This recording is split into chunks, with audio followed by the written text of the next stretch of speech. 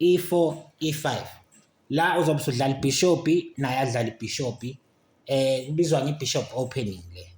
la uzozama ukuthi u-attack center kodwa inhloso ukuthi usheshe uwin igame rather than just ukuthi so pusha pawn to d4 attack center forcing yena opponent ukuthi adle ngepawn mayike wadla ngepawn uzobe sewuthatha manje ibishop yakho uyoshaya ipawn eliku f7 and say check la kuyaphoqa ukuthi ibishop lakho akalidle ngeking bese uthatha iqueen uyibeke ku h5 and say check la siyozama ukubuyisa back ibishop lesi sacrifice lapha ku f6 7 check lapha any move azoyenza siyodla kodwa thina ibishop back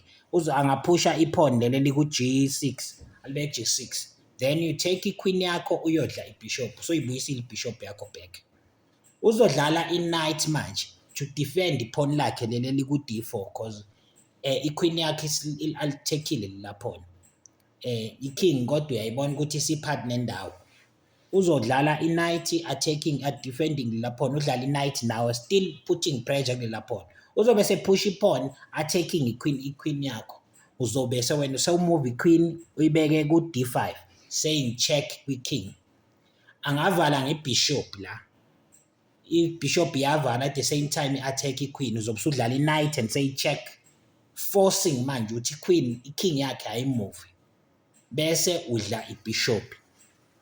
ngamanye amazwi la usuwenze iking yakhe yabaphat nendawo waphinde wawin ibishop should win ibishop iking yakhe is stuck e-center it's gonna be easy win igame cela ulike usubscribe siyabonga